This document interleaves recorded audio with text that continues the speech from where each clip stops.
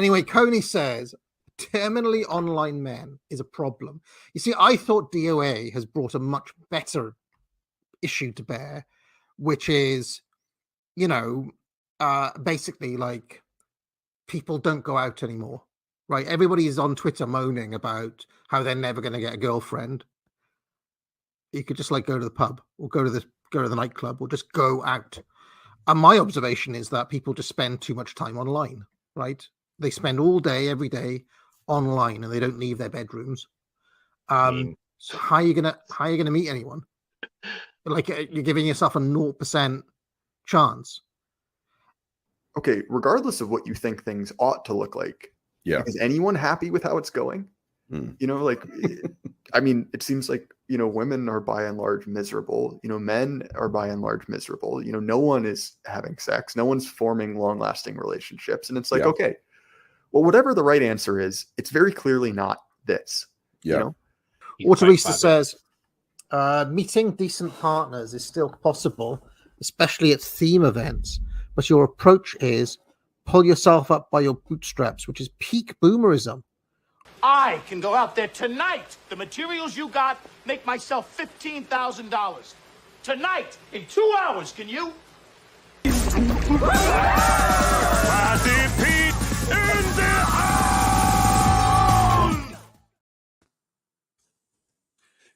Good morning, good afternoon, or good evening, depending on where you might be in the world. This is Mr. Patriarch. Thank you for joining this cozy, low-key live stream today. So someone in the comment section said, this might be cringe or something wholesome. We'll see. Hopefully, I'm trying to straddle the line between wholesome and fun or funny.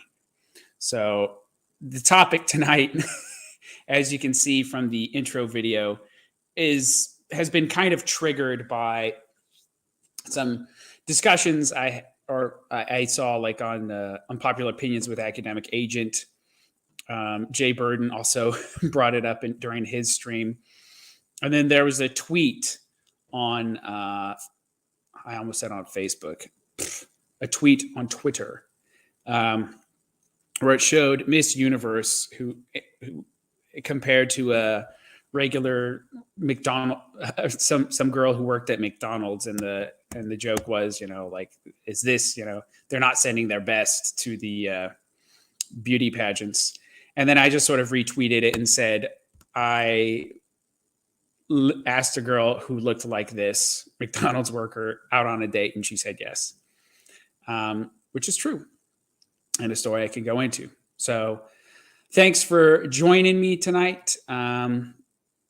What advice do I have for young Zoomers today? So how to talk to girls and get them to like you is the agenda for today. And why am I qualified to talk on this? Because as you can see underneath my name tag, I am a successfully married man and ex-dater of women. So those are two things in my favor. Now today's a little different. I don't know if anyone's going to jump in on it. I have had some messages with some subscribers, but if you are a subscriber to the channel and you'd like to call in to discuss this or whatever, the link is on the Subscribestar page. So if you go over there, you'll find it, and then you can just click the link to try and join this stream. I'll actually put this in the chat. I wonder if I can do that. Post a comment. Beep, bop. There we go. So anyways, there's the link for that. Did I invite her to Burger King? No, I did not, Lux, unfortunately. But yes. So that's that. I do actually have a really interesting story with one of the backers on Subscribestar who I'd like to share with you guys. But without any further ado, if you have any questions, you can leave them in the chat or send me a super fat if you'd like, and we'll get to it. So first off, what is the problem facing men today? So we've heard it in the intro. It's hard to meet girls. The girls are, by and large, subpar compared to what is necessary for a healthy society. But so too are the men, which I've mentioned before. But if you're not one of these guys, or if you lack some of the social, or let's say maybe not social, but let's say some of the moral issues that afflict a lot of men today, and you want sort of a more wholesome outcome out of life, how do you go about doing that? Well, that's what I'm here today to talk about. So, as we know, social media has been kind of like an atomic bomb that's been dropped on the youth of the West today, and not just the West, but also East Asia and the developing world. Frankly, it's a real problem. And men are more atomized, isolated. There's the death of the third space, as they talk about. So, the place outside of work or home that you go to. So no country clubs, no Boy Scouts, no, whatever company or softball team, baseball team or whatever. So back when my grandma was a girl, my great-grandparents part of a bowling league in the middle of Sterling, Alaska, which is, not very populated, to say the least. And also in Anchorage, same sort of thing. This is back when these were very underpopulated places, but nevertheless, they still had community. People went out and they did things. That has become less common today, and it's very, very hard, comparatively speaking, to get those authentic, normal social interactions that in the past were just part of everyday life, So I'm not trying to downplay that at all. I'm not trying to say things aren't bad. They are bad. But what I'm trying to say is that despite things being bad, there are ways you can try to win and have a good shot of doing so if you do things a little bit differently and if you're intentional about it. Now, there's a lot of young men today, maybe some in my audience, in fact, who've never had a girlfriend, who've never had a female reciprocate romantic feelings, and they're just in a bad way, romantically speaking and socially speaking, because these two things very often go hand in hand. So, and I'm going to get into that later. But first, I want to highlight two stories. These are two real life stories of people I know. One of them is a member of the channel, so to speak, a backer, longtime backer, friend of the show, and the other one is somebody I knew from my school days. So first off, let's talk about the guy from my school days. So, and this individual, let's call him Bobby. That's not his real name, but we'll just say he's Bobby. So Bobby was, by a considerable margin, the fattest kid in school. Okay. Very fat, like very obese, like comically large. That was Bobby. And he had some friends, but the idea that he would ever, and he was, had kind of a gregarious personality, but the idea that he would ever find a woman and, get married and have a family with anyone who was remotely attractive or was, or even someone who wasn't attractive, was just willing to, accept him as he was and, marry this guy would have been fantasy.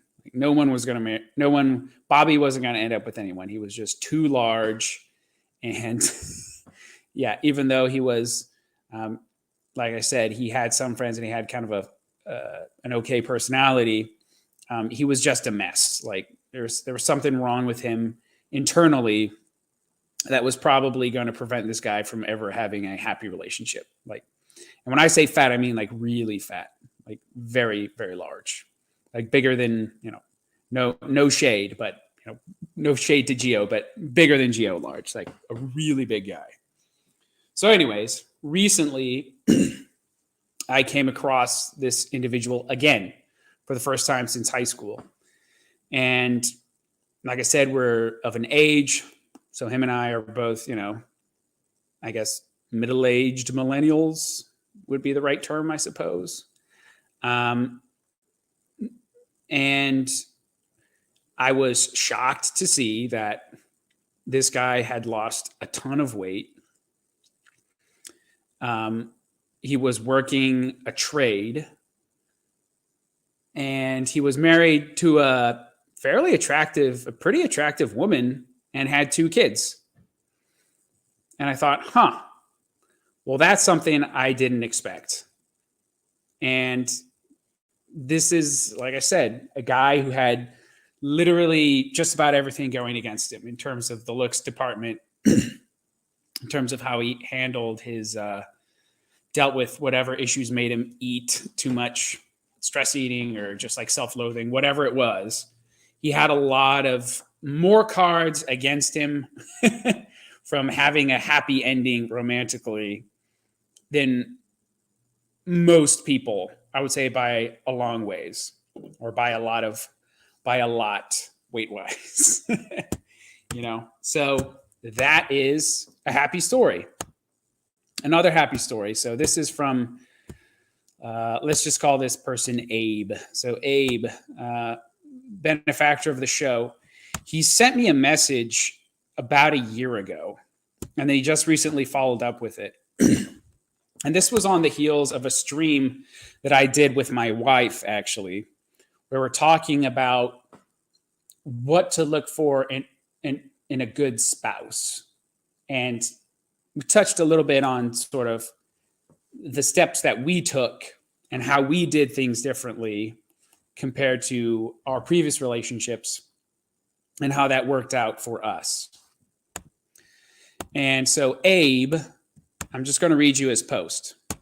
And this, I'm not making this up. This is a true story, and I'll read you the follow-up after this. But I saved it and I remembered it because, I'm not trying to like pat myself on the back or anything, but this was one of the more impactful messages I've got from an audience member. So Abe says, quote, after this stream I put out, I sincerely wanted to thank you from the bottom of my heart for the advice you gave in your marriage and relationship streams a while back. I was in a very dark place back then, and I was convinced at that point that I probably would have ended up dying alone, since I'm 33 and I've never been in an actual relationship. I remember lurking on OkCupid for at least a year prior to your streams, and it was just a hellscape. But I took some of your advice to heart and went back. Only this time, being more honest with myself and not trying to twist myself and my beliefs into a pretzel just to attract someone. After some months of searching and talking, I finally found a great girl in France. We're still long distance and it's still early days, but we do love each other. And I've never been so happy in my entire life. We're making plans of finally meeting each other late this year. Hopefully, if you haven't pushed me out the door with some of your, honestly, if you hadn't pushed me out the door with some of your heartfelt advice, I might never have tried again. So again, from the heart and with some tears in my eyes, thank you and bless you and your family. And then he messaged me when I announced this stream. So this is a follow-up.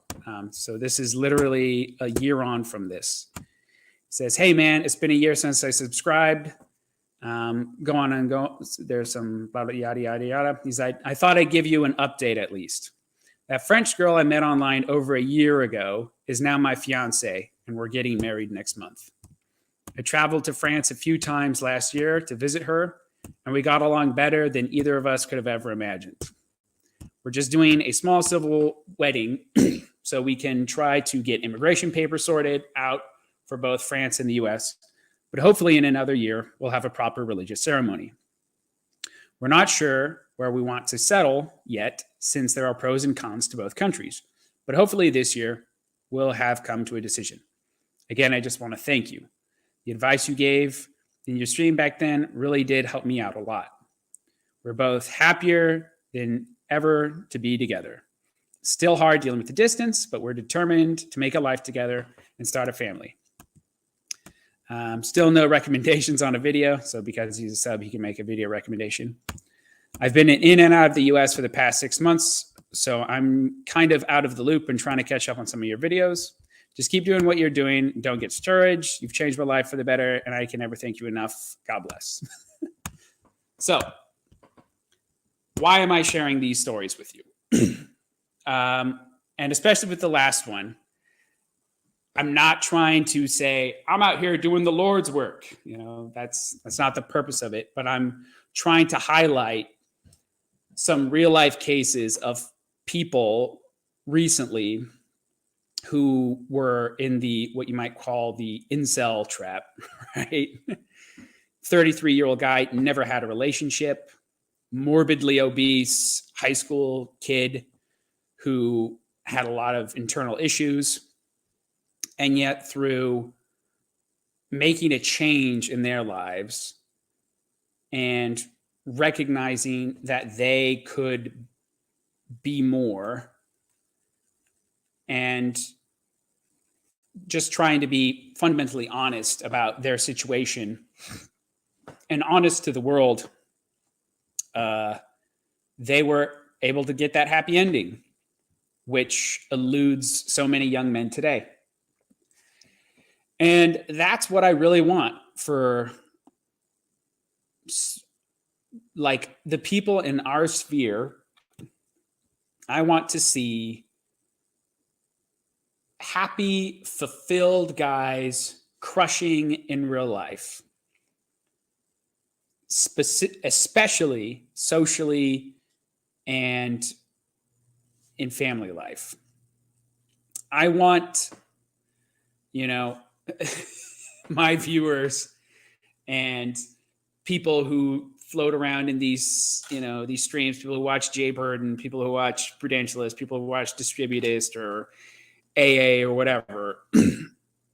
I want these people to be a part in the sense that we are crushing, for lack of a better term. And particularly in our personal lives. And I think that living a good life and being able to show the fruits of not just good ideas, but righteousness, right? Because I am an Orthodox Christian, right? I believe that, you know, it's not just about being totally pragmatic and just like, yeah, so if we are able to show better results, then that will get more people to our political cause. No, it's more than that.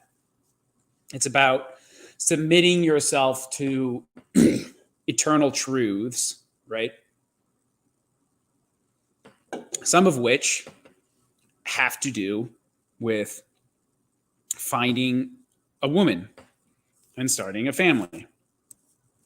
And if you're not called to monasticism, or if you're not some sort of, you know, savant-like individual whose contribution is going to be, you know, number crunching all day, or you're like the next Isaac Newton or something.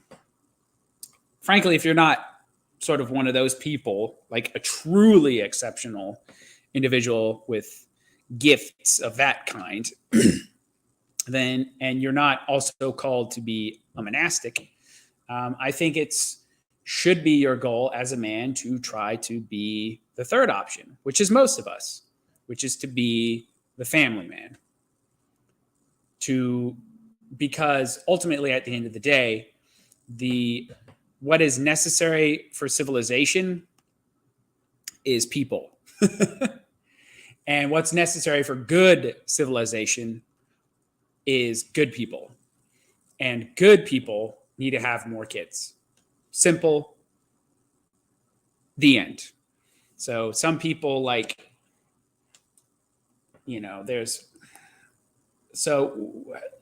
this kind of gets into some of the issues around the fertility rate, right?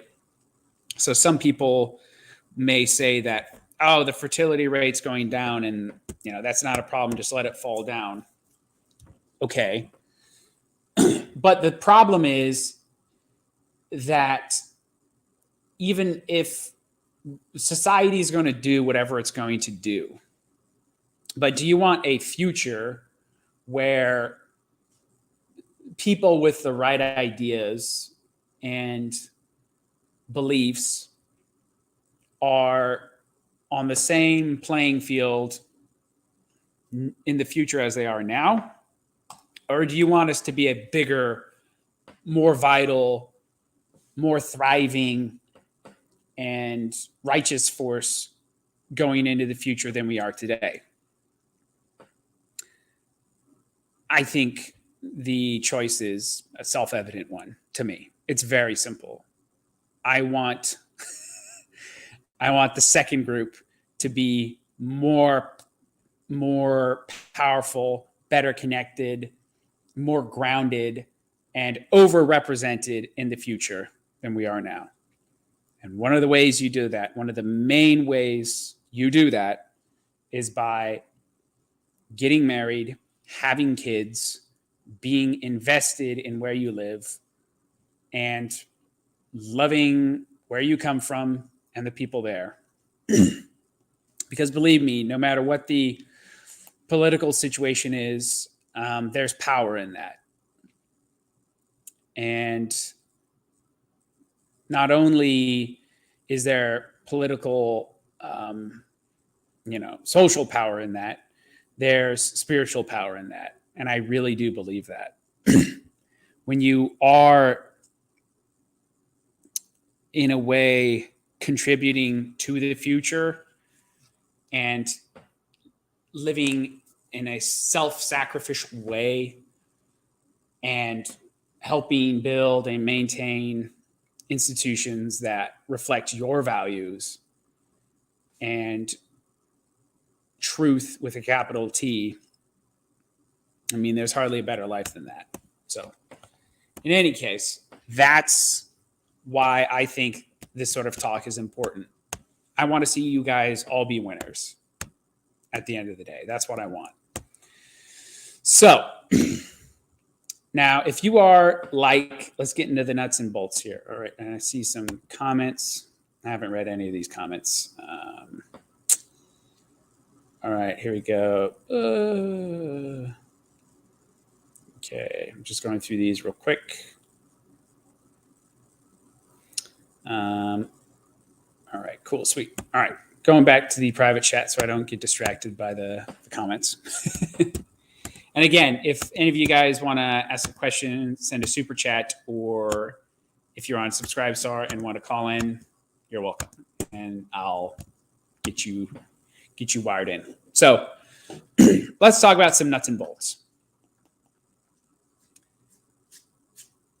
Now that all the high-minded propositions at the beginning of this are sort of out of the way, what can you do to improve your station with women? Let's say you are like Bobby from high school, the fat kid, or you are like Abe, the 33-year-old incel who can't find, a girlfriend, that feeling with no GF, right? Let's say you're one of these characters. How can you improve your station with women? So first off, I think one extremely important thing you can do is the one thing you can control and master is yourself. And that goes to weight loss, and to a large extent, now, of course, some of us are more blessed than others. But to a large extent, you can also control your physical attractiveness to a significant degree. So if you are like Fat Bobby from high school, lose the weight. Make that one of your main goals. If you're a bone rack, right? Now, first off, it's a misconception that chicks really like the muscle-bound guy. So I'm sure you guys have all seen the memes of the guy at the gym who's like, yeah, I'm going to get jacked and girls will like it. And the only people he's getting compliments from is other dudes. That is correct. That's 100% correct. But what women don't like is a fat dude. And they don't like it if you're really scrawny either. So if you could just be well presentable physically, that's big. That's big. It will also give you more personal confidence by being more physically attractive. And another element to that as well is how you dress, right? So I'm not a big fashionista or anything. Certainly not. But it did actually take me quite some time to get over the idea that how I dress doesn't matter. It actually does. And if you do take your physical appearance at least a little bit seriously, getting a nice haircut, wearing clothes that fit nice and don't make you look like a homeless man, then that's all good. Those are good things. So now, let's say you've knocked those off the list. Let's say you've improved your physical look. Let's say you've improved the way you dress. Now, you need to work on your social skills. The best way to do this, first off, is make in real life friends if you don't have any. Right? If this isn't an issue for you, disregard. But as AA pointed out in the intro video, yes, it is a big problem that a lot of young men today have little to no in real life friends that they can talk about things that really interest them, that get them fired up, that, like the sort of conversations that we have, online in these spaces. Do you have a friend that you can talk to these things about, in real life? If not, you need to fix that. You really do. And you can, wherever you are, you can find people like that. I've got friends in multiple states and three different countries. And two of those countries in real life friends, right? Who I can talk to about this sort of stuff. Because when you're able to sort of like form brotherhood, that gives you a lot of confidence. And furthermore, when you do make these friends, make sure they're people that you want to be more like, at least in some way. So a lot of my friends in South Africa, for instance, were a little bit older than me, like quite old, like very old millennials or like young Gen Xers for the most part. So they're Gen Xers and like very old millennials. And there were people who were married, who had kids, who were doing good at business, who were Christians. And because of that, because of these things, I wasn't necessarily all of these things, but they had qualities that I wish to emulate in my own life, right? So try to find those sorts of people that you can be friends with. Now, beyond that, once you've sort of made good friends, you can expand that network out.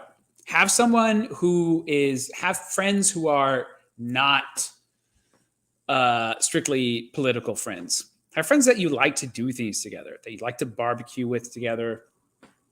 And I have friends like this up here, right? People who, might not necessarily see eye to eye, but they're reasonable people. We can have disagreements, but really we also just like hanging out with each other, and it's a good time. And we can talk about things. We have things in common. Developing these good social skills, and also same thing at work. Make yourself, I'm not saying be a kiss ass, but what I am saying is like try to get on with your colleagues. If you're in college, try to get on with people at your school, because these skills are necessary to being able to talk to women. If you can't make friends, you can't get girlfriends. Simple as that. You can't make friends, you can't get girlfriends. So don't worry about like, I'm this based online guy who just like lifts weights and like reads Evola, and now I just need a girlfriend. Okay, but like if you can't make real friends in real life, and let's say you have the physical mastery, that's a problem, right? Because women aren't like men, and you don't want to marry. And you see this trope a lot where guys will be like, yeah, I want like this super based, like Nietzschean girl GF, right? And that's retarded. It just is, because what you are claiming you want is kind of gay. You're basically wanting a man, an autistic man with female body parts is what you're describing. And that's not sensible. And that's not going to make you happy, actually, as a man looking for a spouse or girlfriend. So work on these social skills. That will help you big time. Make friends IRL. This will help you find a woman. Then start talking to women casually. This is another tip. Talk to women casually. When you go get your hair cut, talk to the girl who's cutting your hair. You're not laying any moves. You're just talking. You're just being sociable. This helps you dialogue with the opposite sex. If you're going to, whatever, like a restaurant, and the waitress is there and she's taking your order, literally practice. Just riff with her a little bit. If she laughs, if she smiles, you're on to something. Just be friendly. Just be likable. And start that first by getting good friends, and then widening that network out, having just people who enjoy your company, and then start talking to women and testing. And if you're getting a bad response, you'll have to adjust your approach. And this is the other thing I'll say. The number one thing that you need is to humble yourself. Because, and we've all done this, there's been points in our lives and in our relationship with women or with other people where we just stick to what we're doing, even though it's dumb and it doesn't work and we're too prideful to change. Whatever it is, whether it's your beliefs about politics or religion, or, hey, maybe I'm kind of a weirdo and I need to knock it off or dial it back a little bit. No. I'm based and the world's cringe. That's the problem. Okay. Well, if that's your outlook, good luck. Good luck finding anyone who's going to want to be around you. I mean, forget chicks. Like, most guys don't want to be around that. And I was like, what the heck's your problem? You don't want to be the arrogant person. And the way you avoid that is by being humble and be willing to recognize in yourself when you need to course correct. So that's another thing. And that mindset will help you with interacting with women. Next thing. Once you've shown that you can talk to girls politely, also another good place to do this is at work. So if you work with any females, I know, not ideal, right? But if you do, if you're in a field where there are women involved, yeah, just talk to them. Just be friendly, you know. And this is another group that you can practice with. Same thing too with church, of course. Church, practice this at church too. Talk to girls, just to get the experience, because the dynamic is quite different than talking to men. Now, once you've sort of worked out these kinks, okay, I'm not fat anymore. I'm being very honest. I've got in real life friends. I can talk to women and they don't dislike me. All right. Now, what are some tips and tricks I can give? So let me give you some stories. So first off, okay.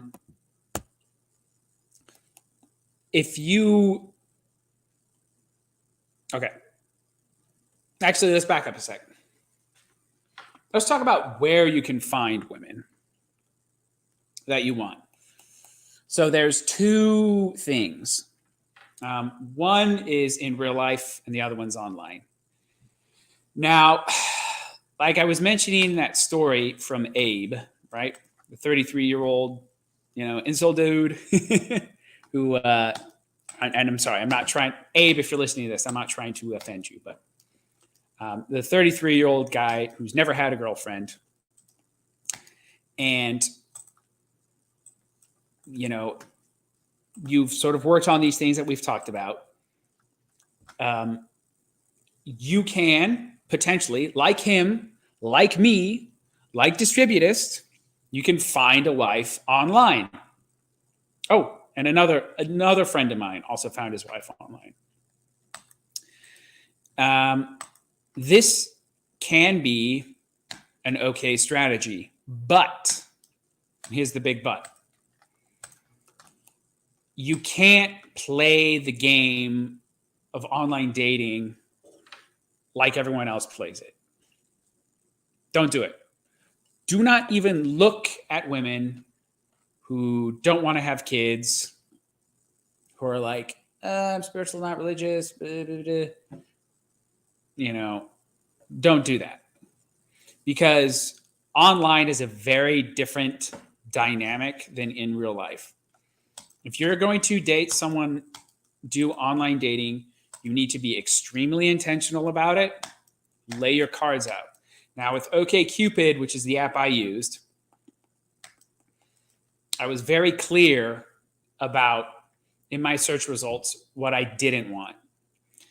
And I said, do not show me anyone who doesn't want to have kids, and do not show me non-Christians or Mormons or, people who are Muslim. I don't want to see any of them. Just don't even bother showing me these profiles. Next, one of the helpful features in OkCupid that I found is literally spend all the time is required to answer a ton of questions. Also, putting a qualifier like, I don't want to meet women who want to have sex. That's another thing. That'll also cut down on the riffraff, because you'll find women who are like, oh, yeah, I'm a Christian, but, I'm just looking for something casual. Wrong answer. You don't want those women showing up on your search results. So answer a ton of questions for your profile. It helps the algorithm find, only show women that are looking for that sort of thing. Broaden your search maybe a little beyond your local area if you don't live in a high population area. and also be very discriminating in the sort of profiles that you want. And make sure that, like in my case, like I said, don't show me any non-Trinitarian Christians, and don't show me anyone who doesn't want to have kids. Don't show me anyone who's like wants to have sex. Was basically it. And then answer a bajillion questions. And then the compatibility rating that you get on OkCupid, at least, this was, gosh, when was this? It was like 7 years ago. Is that right? Little over 7 years ago. So I don't know how much has changed since then, but yeah, a little over 7 years ago. Answering tons of questions helps with the compatibility search results based on what you answer. And then so as you answer more questions and you put in these search filters, the type of woman is going to get much more narrow than if you were using something like Tinder. So like Tinder is the absolute worst. Do not. And I laugh because a buddy of mine found his wife on Tinder, actually. But it was by dumb luck. You don't want to, we want to be smart here. We don't want to roll the dice. Okay. You want to be very intentional about this.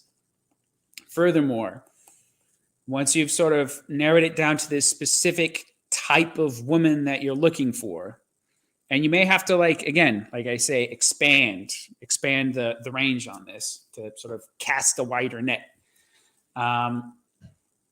Then be very upfront about what you want once you're talking to them. And have something that you can do, right? So you're a voice, you're a theme on a screen, okay? You're a profile picture who on paper maybe looks good, but you're one of many guys, right? Okay. So you need to be careful. You want to have like something that you can do. And this is true of in real life or online. Have some flair or something that you can bring, something that makes you a little bit different from the other dudes. So one of the things, and I was talking to multiple chicks at the time, when I started talking to my wife, and one of the things that Lauren was into, or my wife was into, is she's like a big romantic. So, I was basically like typing, and I'm also a relatively good writer. Like I do scripted videos a lot. I wrote tons of papers in college, so I'm better with words than like an average grug, right? I'm not saying I'm great or anything, but I'm better than like the average dude, I would say. So I leaned into that. I'm like, okay, she's a romantic. Okay, this is the medium I'm using. I'm using text. I'm going to like try to reach her heart through the written word. And I did. Like that was my in. So first, again, I look good on paper. I'm not an unattractive guy. And I wanted the same things that she wanted or claimed to, but what was my in? I figured out she liked romance, and I leaned into that. And then, I'm trying to remember. I literally wrote out like kind of like a scripted romantic scene for her. And this is like within a week of us talking online, or like literally like 2 days of us talking online, just as like kind of a thing. And then that was the hook. That was that. At that point, I had her, right? Now she's like, ooh, yeah, this guy's different. He's bringing something else to the table, which is different than, what other guys have done, right? Now, for each girl, it's going to be different. And you have to identify, and some of them are just going to be incompatible, pure and simple.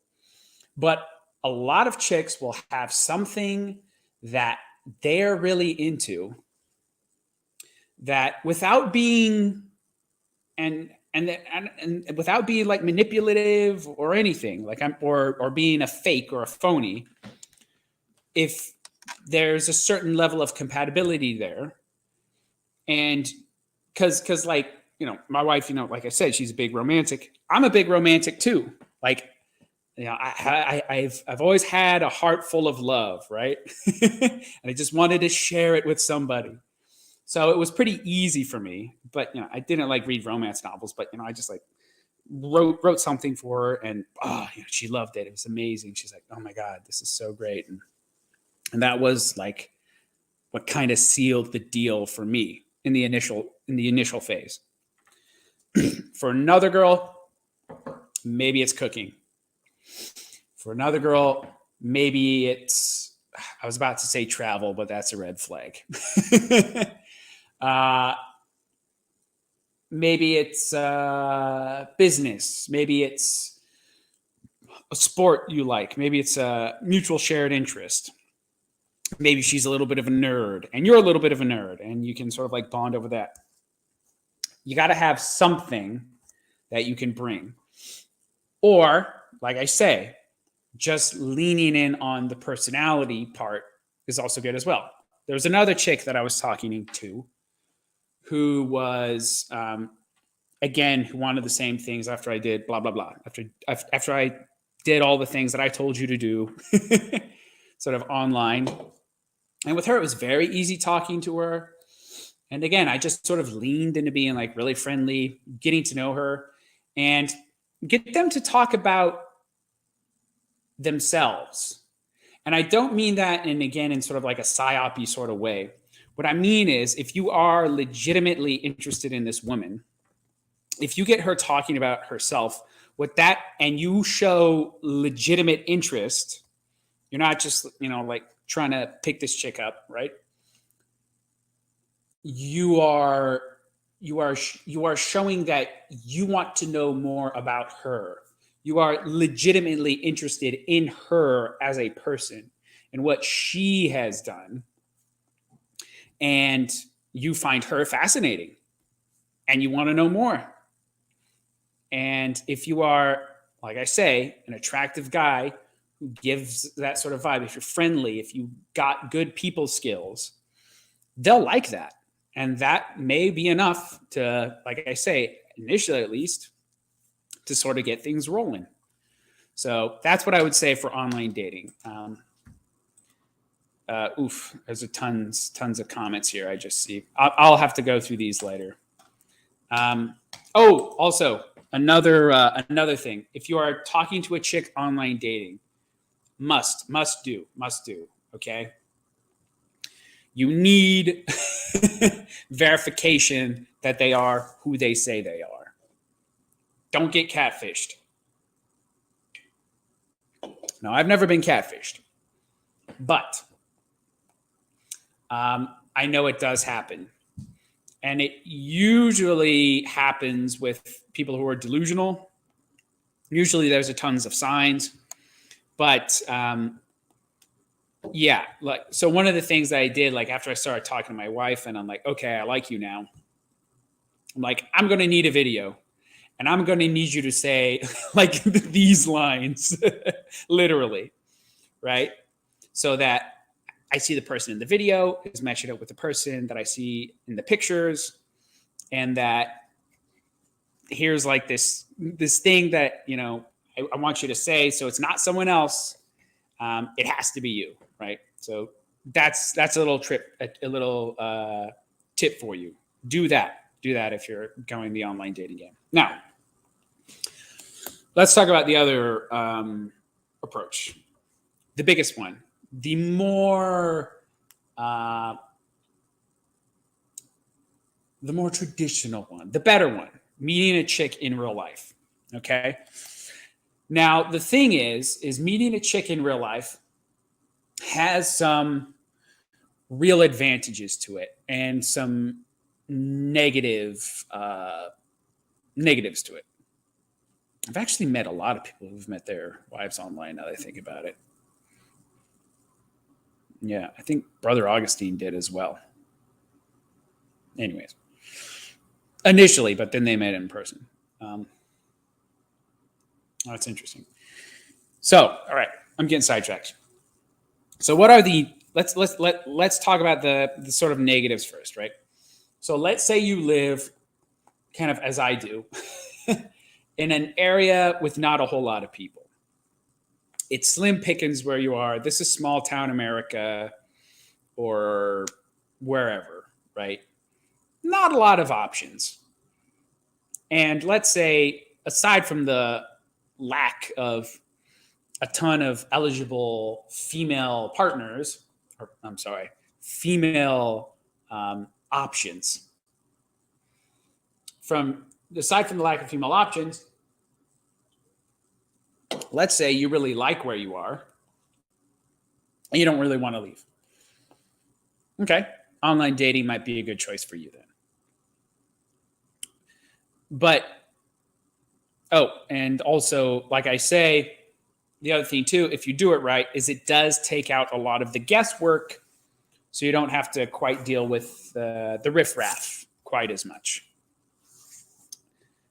which you don't really know sort of going into talking to a chick in real life, right? So those are benefits of online dating. It also, widens the pool, gets rid of some of those initial questions right away, at least potentially if you do it right, like I talked about. But what makes meeting a chick better in person is that now you're not just a name on a screen and a profile picture.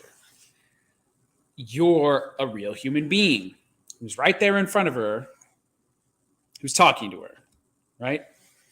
And that is an entirely different dynamic than meeting someone on the internet, right? It's an entirely different dynamic. And you can potentially punch above your weight, so to speak, easier in person, especially if you have a great personality and you're able to sort of show by the way you carry yourself these sort of incommunicable aspects of your character and who you are, right? That doesn't come across online. So with that's a big plus in the meeting someone in person realm. Now, wherever you happen to be, if you're dedicated enough, odds are you can probably find someone, within like 50 miles of where you live.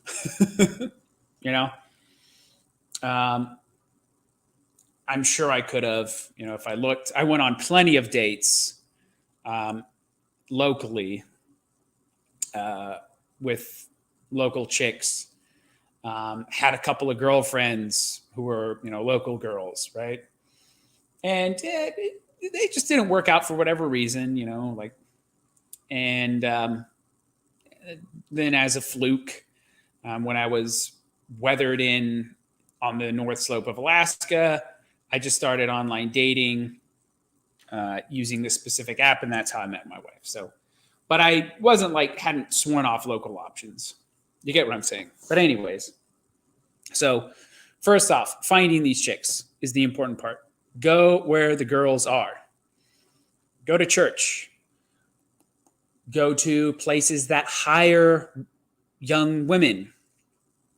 What does that mean? That means baristas. That means hair salons. That means Walmart. That means McDonald's, right? Like my story.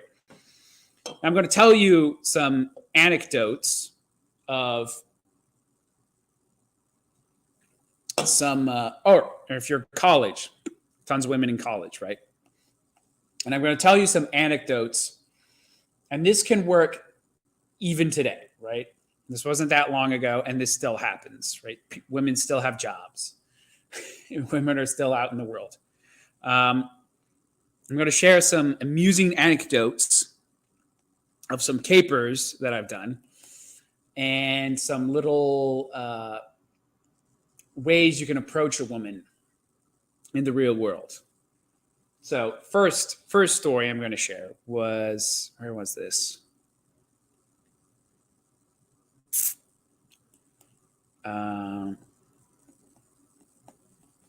Oh yeah. Okay. So this was in college, and I had just not too long ago broken up with my first girlfriend. And I'm all tore up about it. I'm like, oh God, if it's the end of the world, like I was so alone, right? You know, we've all been there, you know, with that first love or whatever. When it's over, it sucks really bad. But I finally sort of like picked myself up, stopped being a loser, and then I'm like, all right, I'm just gonna keep my options open now. I got it. I'm over it. Or at least I told myself. And one of the things that I did was there was a college event or something in like one of the dorms. I think it was like a movie night in the lounge room. And then I told my friend, I'm like, you know what? I'm going to do something crazy. I'm going to sit on this couch over here, which is unoccupied.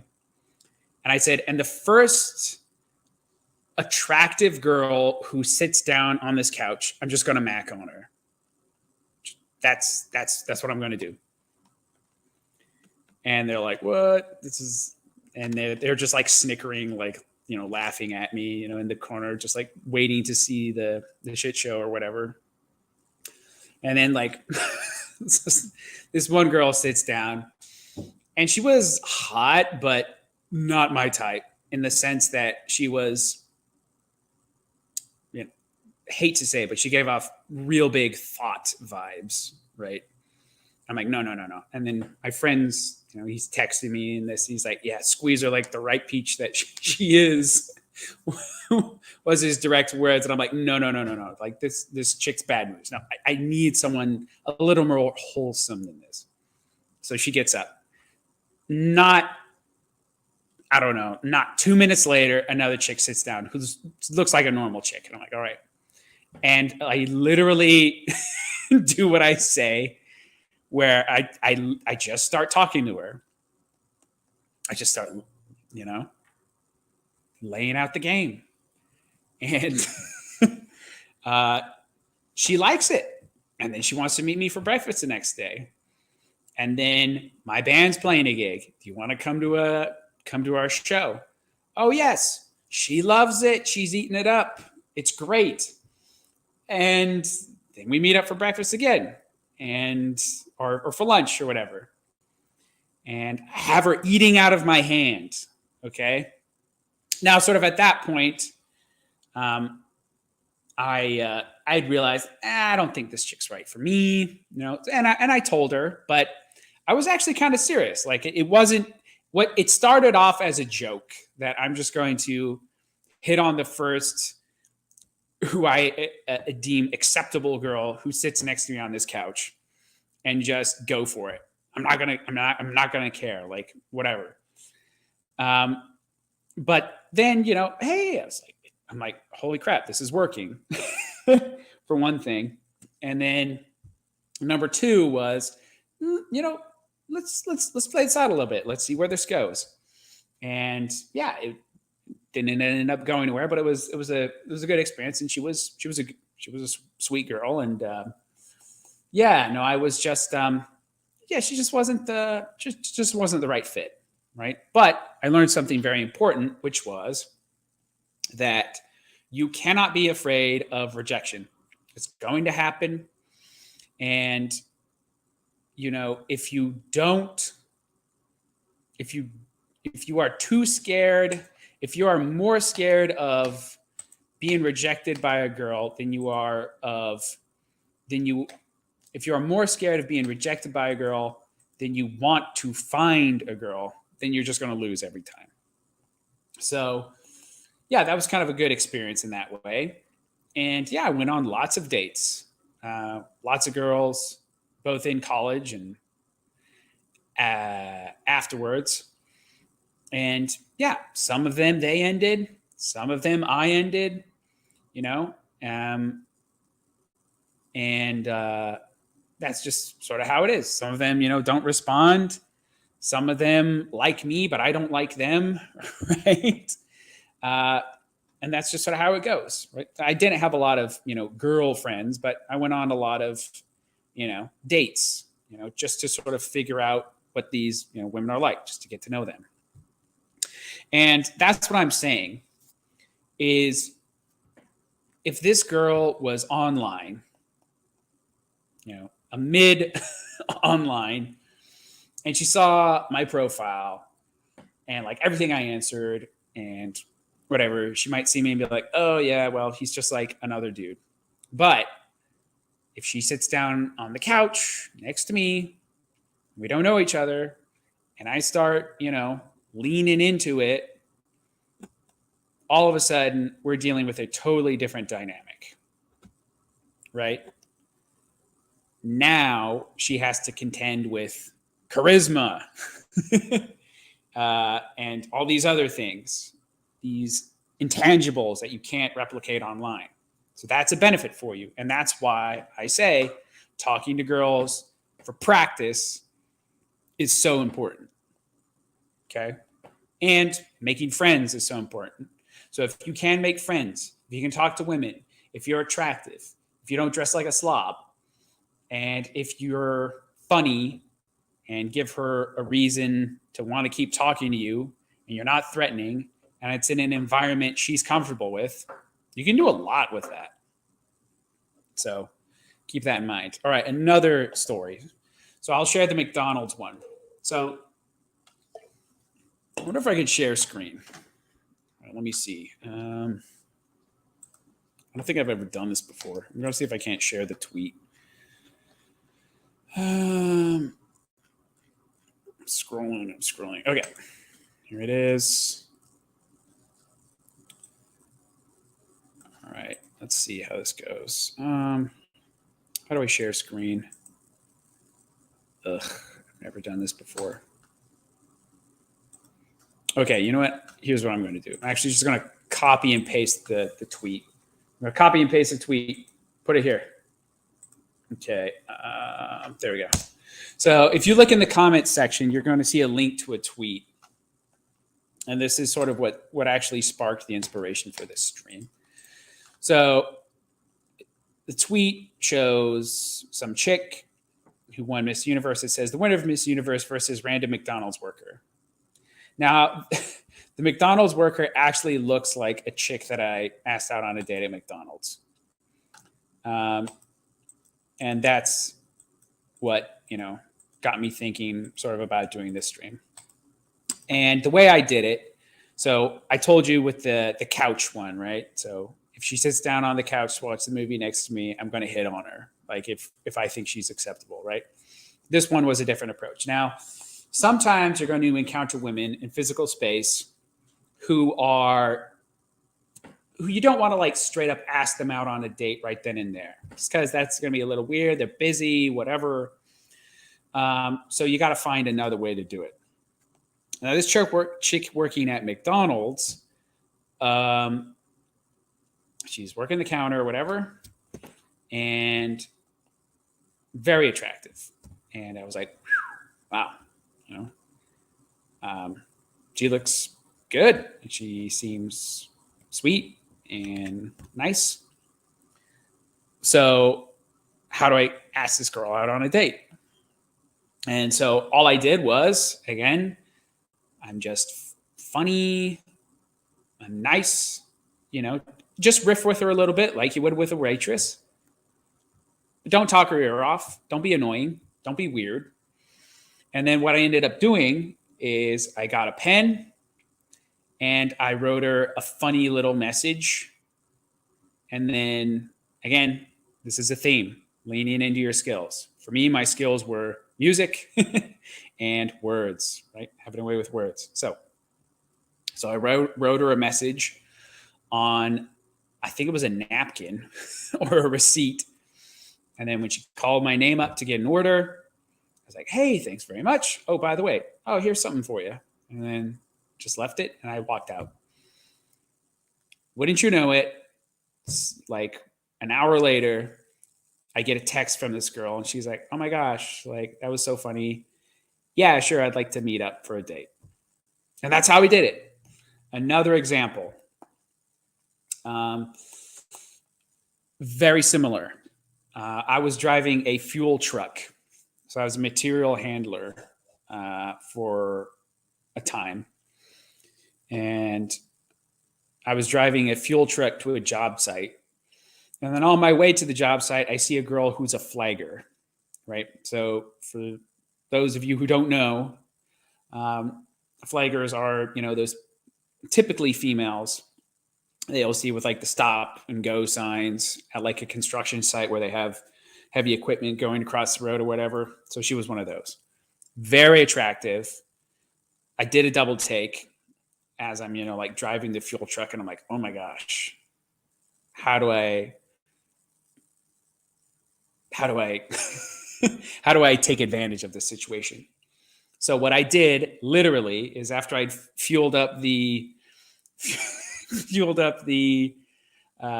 equipment at the job site and I was driving back, I had taken a blue shop towel and I had done the same thing. I had written a funny message on it and, my phone number, and asked her, hey, you want to text me after work? And then as I was going down the road, I literally did a drive-by. And then I threw this shop towel at her. And then, just like did a quick turnaround. I'm like, hey, that's for you, and have a good day. And just keep rolling. And she's like, what the hell? She looks confused. She doesn't know what's really going on. And she picks up the shop towel. And then by the end of the workday, I get a text from this girl who I literally threw a shop towel at after driving by the car. But you got to think about the setup. It might seem absurd, but I can guarantee this has never happened to her before, right? It was a funny situation. It wasn't threatening. It was unique. And I had a little witty note for her. And, I had taken care of these other things. So I wasn't like a total slob or whatever. So I was physically attractive enough. And yeah. And so she texted me and we went on a date. And we actually went on 3 dates. But by that point I had realized, I was like, you may be very attractive, but you're not it. So I had to turn her down. But yeah, so those are 3 different situations in which I approached a girl. And they all 3 involve written messages, including the one to my wife, right? So that's sort of one of my strengths that I lean on. I've also been approached by, and if you have your stuff together enough, you will actually, this is hard to believe, but it is not impossible that you will be approached by women. So when I was in college, there's some sort of function going on, and then I was approached by a girl. And she's like, hey, my friend thinks you're really attractive, blah, blah, blah. And then she's like, and then I found out later, she also thinks I'm attractive. And then I ended up turning them both down, right? And they weren't bad looking, but they just weren't my type. I could tell they were kind of liberal or whatever. Same thing in high school. In high school, I was at like a concert or something. And then this chick was like, hey, she asked my friend, she's like, hey, who is that person who had like this t-shirt on? She's like, oh, you mean Mr. Patriarch? And she's like, yeah. And he's like, oh, he's real. We like him. I like him. Like, could you share more information? Basically, like she was doing a phishing operation on me. Again, minding my own business. But this is the power of trying to develop your own Chad energy, right? Some of you may have never been asked, and I'm not saying it happens a lot, but I'm saying if you are desirable to women, this sort of thing can happen for you. Okay. So yeah, those three chicks were into me. So yes, those are some tips and tricks of the trade that I can share with you. So now today it's a little bit different, of course, in the sense that you have to be really intentional about these communities that you want to be part of and interacting in real time with females. And again, also online. So if you're going to do online, like I say, be very intentional about it. Be very discriminating about the type of women you want to see. And make sure that they want, at least on paper, the sort of life that you want. Okay? So if you're a Christian guy, I gave you my list. I'm not going to repeat myself. But if you're going to meet women in real life,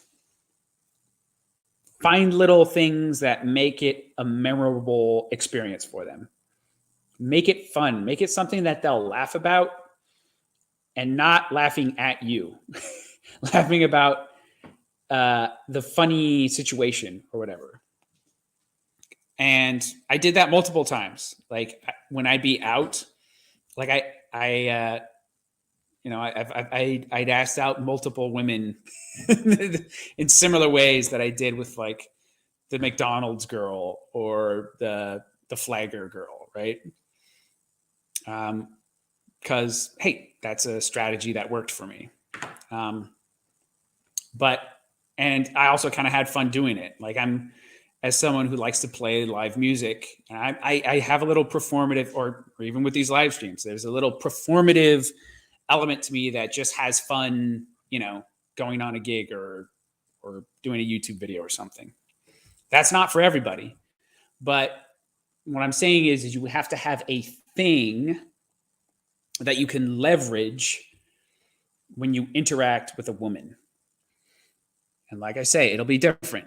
And it'll be different not just for you personally, but it'll be conditional on the environment and place you find a woman.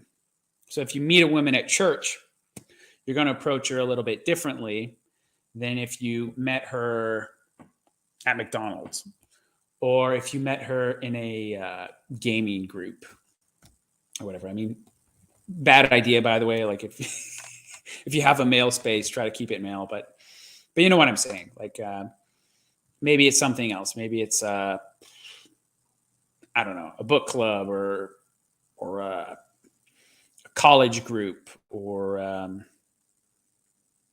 cafe or whatever. You gotta navigate these. You gotta figure out, read the room and figure out how to navigate that appropriately. But charisma and how you appear, how you present yourself, giving her something that she can remember from your interaction, which is positive. These are key. These are key to trying to talk to a girl and get her to like you. So that's what the stream's all about. How to talk to girls and get them to like you. Give them something that makes the encounter memorable. Write this down. Give them something that will make the encounter memorable, make it unique, make them either be happy, feel flattered, laugh. Laughing's good. I tend to lean into laughing. Or cool. If you're really cool, like you say, if you're a music guy or something, that's something you can lean into. But make it unique and positive and have charisma. Practice talking to women outside of romantic interests. Have friends. Be likable. and all these things, if you do it enough, and also if you're humble enough to course correct or recognize when things get wrong, if you're not scared of rejection, these are things that if you stick to it, I would be shocked if they didn't work out for you, even in present day. So the world is bad news bears for people who want a traditional, relationship and to build a families. But as the clip said in the beginning, if you don't play the game at all, you're guaranteed to lose. And I don't want you to lose. I want you to win. And I wanted myself to win, right? And winning is happy marriages, faith, community, babies. And then from there, building larger networks that will help insulate you in the turbulent times which will inevitably come in your own life, regardless of, and globally for that matter these days. But I mean, there's been times in my life, like, it's so gratifying to know that if I lost my job, for example, even with like a wife and 2 kids as a sole provider, which I am, it's a big relief to know that I have friends, multiple friends and families and church connections I can rely on for a significant amount of time so that we would not be destitute. We would not be out on the street. We would not be hungry. I can go to my parents. I can go to my brother. I can go to my grandparents. I can go to my church. I can talk to my priest. I could talk to his wife. I could talk to multiple friends in other states. I could talk to friends in South Africa. I could talk to my in-laws in South Africa. I have a big network of people that I can plug into for help if I need it. And the way you build that is by building these interpersonal relationships. And the building block of all of that is the family. Mommy, daddy, kids, right? So anyways, that's about what I got. I'm going to go through the comments now. Flagging down flaggers. Desperate. Oh, it worked? Yes, it did work. Man. Guachalango. Yeah, it worked. It worked. If flaggers were headphones, they could better themselves on the clock instead of listening to shows. Legits, I guess. Where are you from, Patriarch? You are much younger and think I am just getting this via Prudentialist or Distributus. I am from Alaska. It's no secret. And I lived in South Africa for the past 5 years.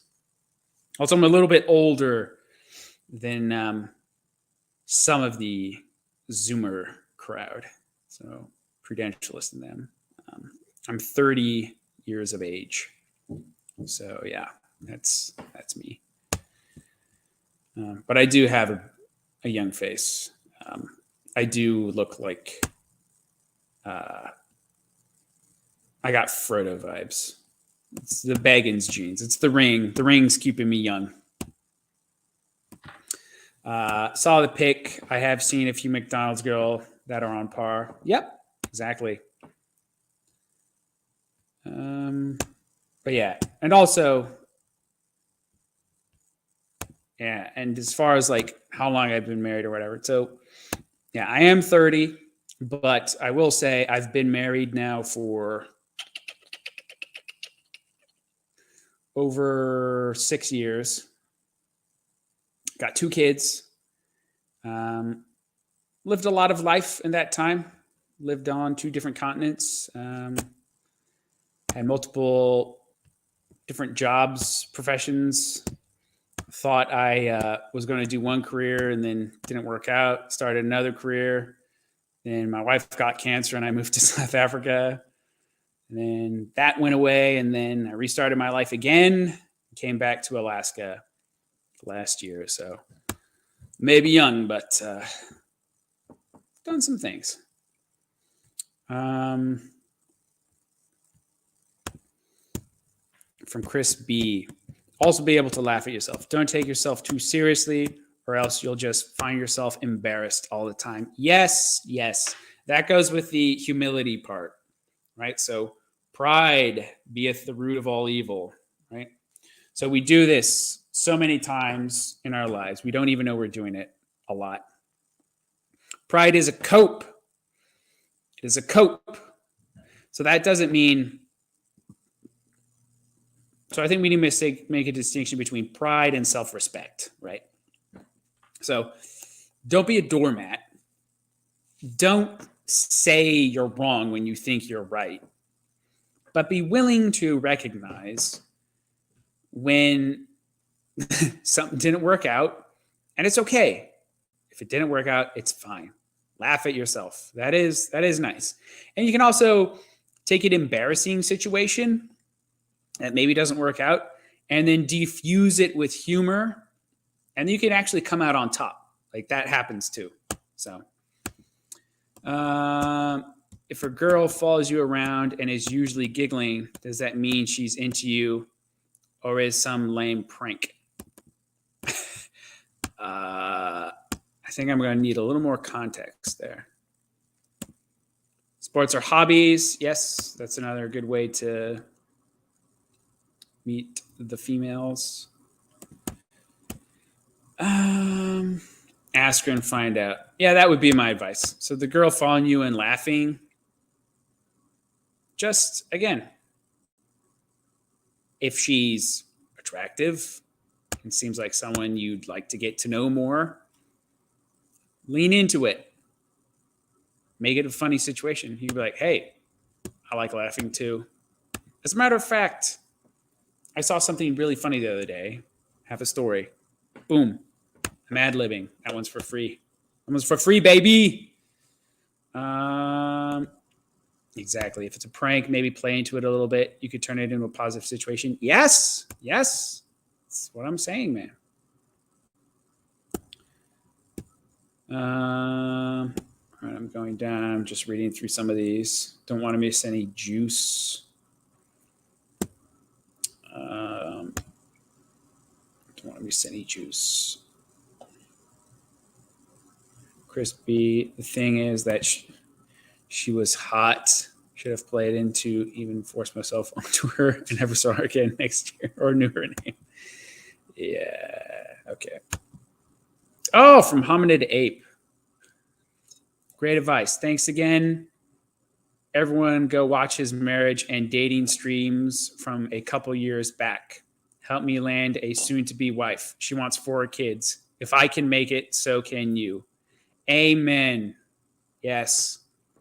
This was actually the guy who left that message, that testimonial, that the one very satisfied customer, so to speak, who mentioned early on.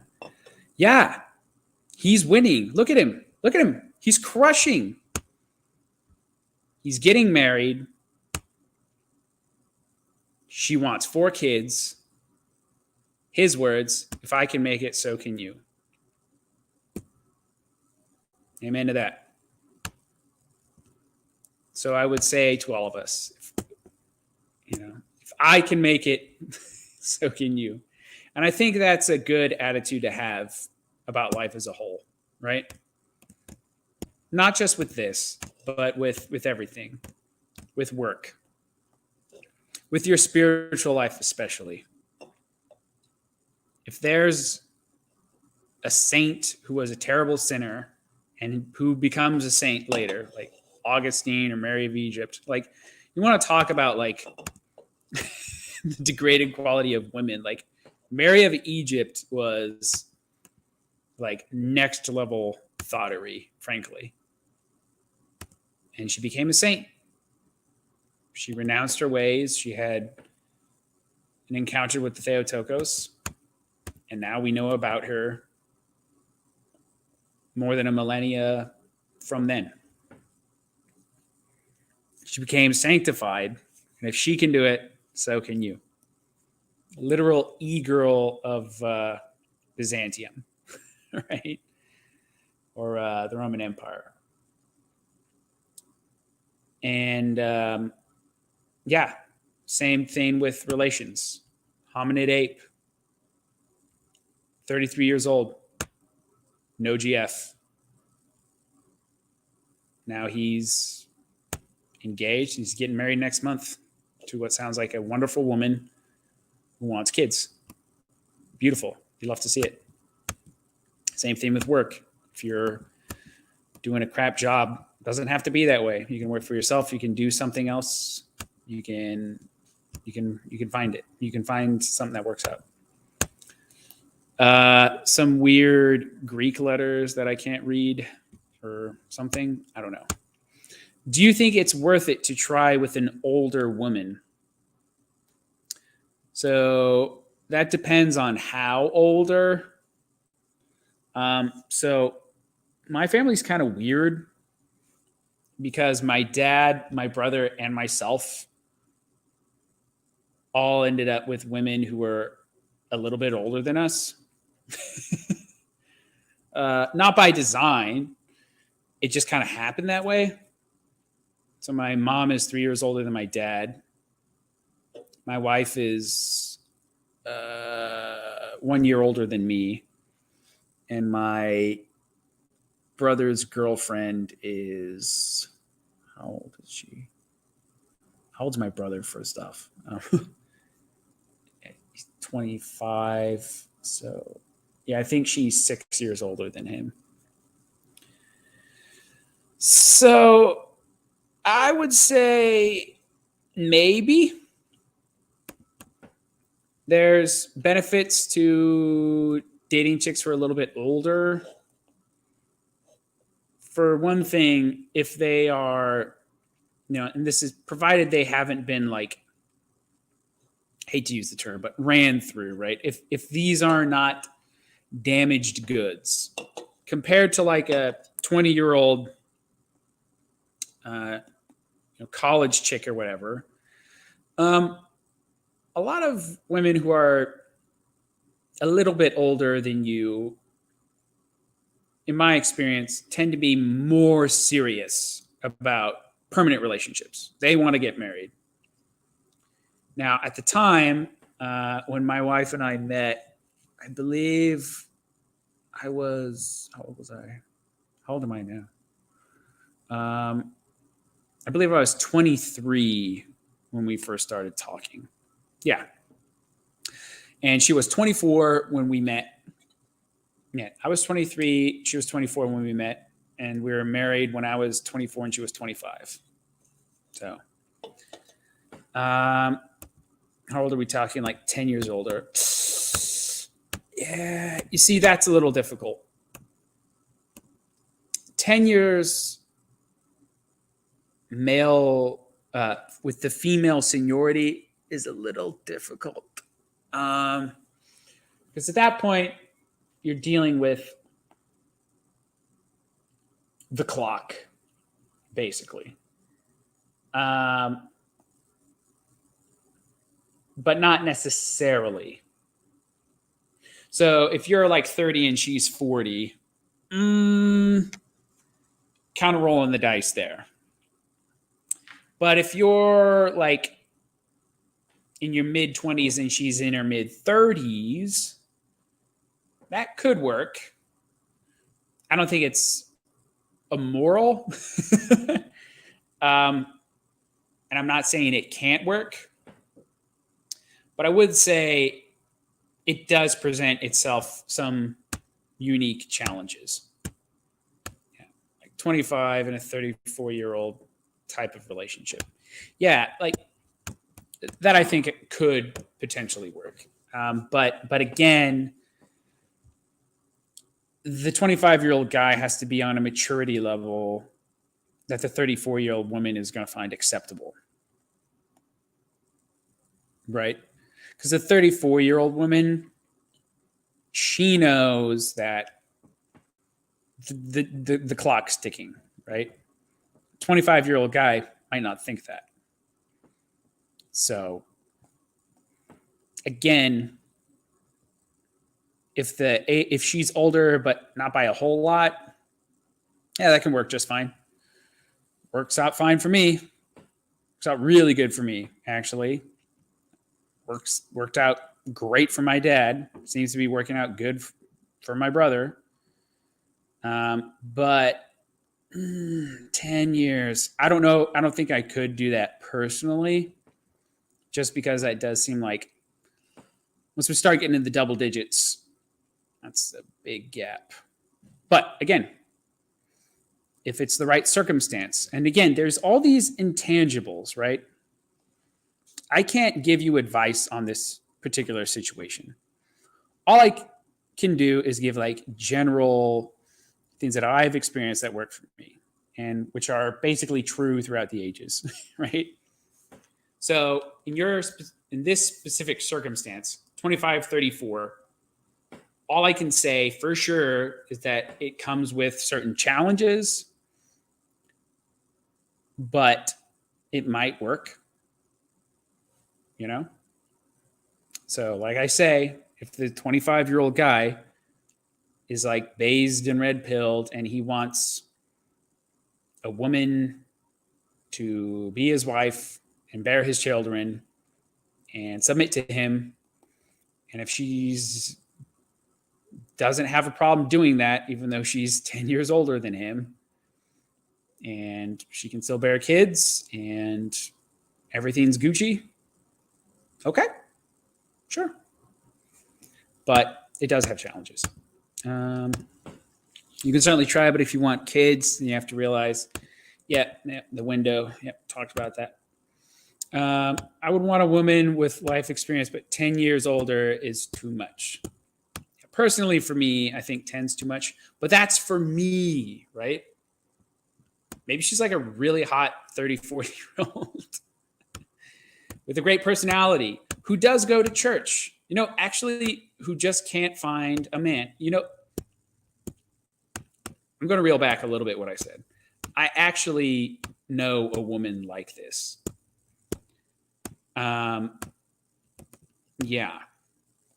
Who's in her mid 30s now and is a church-going, God-believing woman who I don't think was ever thought material. Like she may have, had, I don't even know about that. She might literally still be a virgin, so far as I know.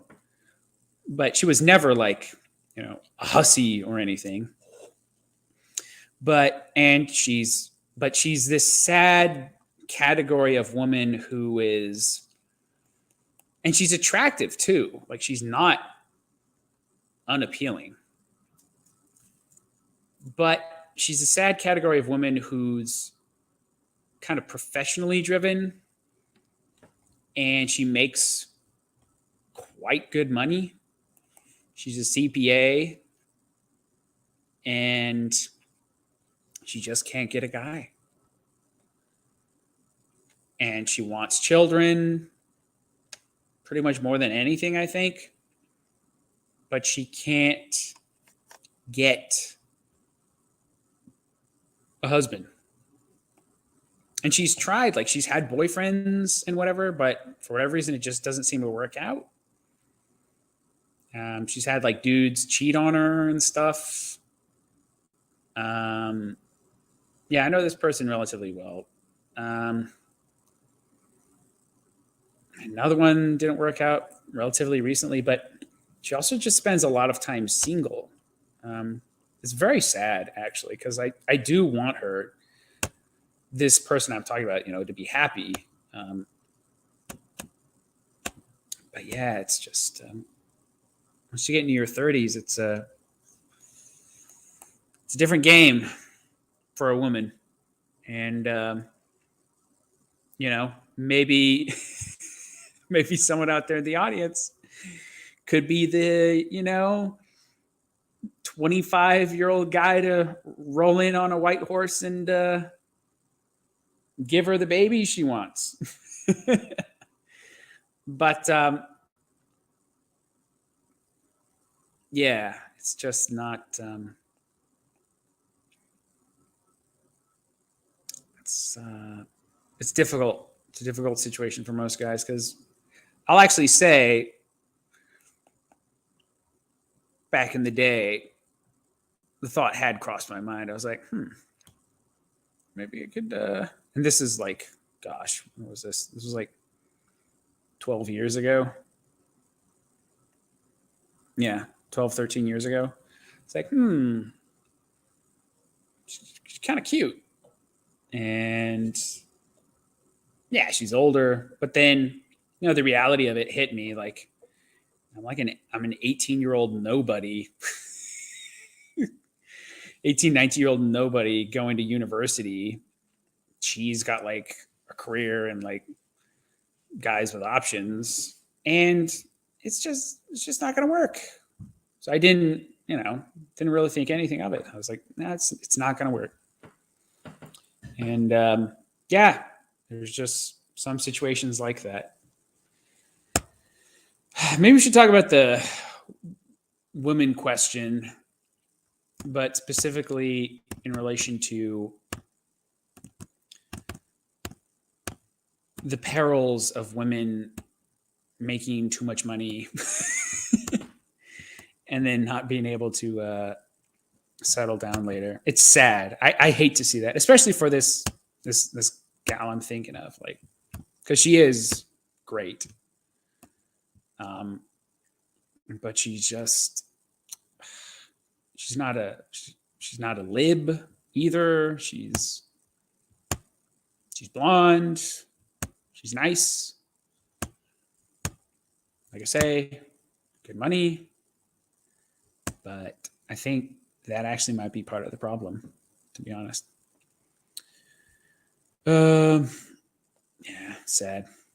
I feel bad for this this girl I'm thinking about.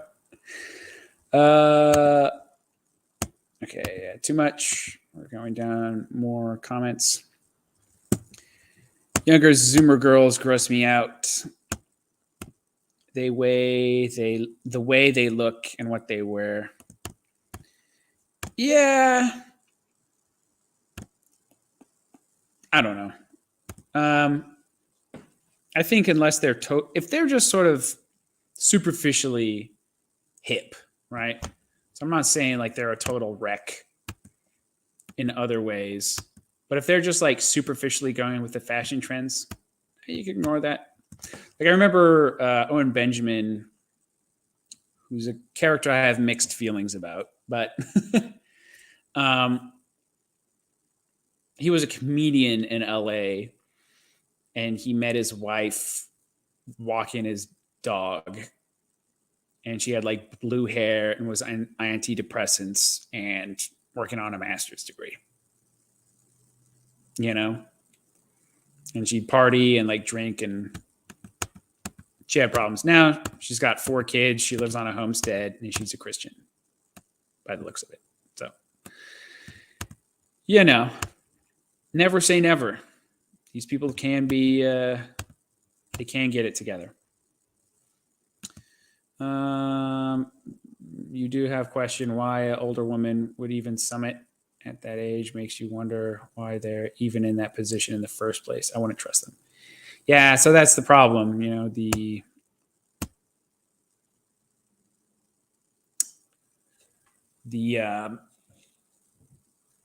The older chick, why is she still single at 34 or whatever? But maybe this will be a good stream for another time. It is complicated, and I think it's a lot of it is them thinking things are attractive to men that aren't, and they just don't know it. But yeah, thanks. I don't know. We're only chatting. She's very pretty, but got a daughter and is vegan. I don't think she goes to church though. Yeah. Okay, so that would be a little more, a little more no-go for me.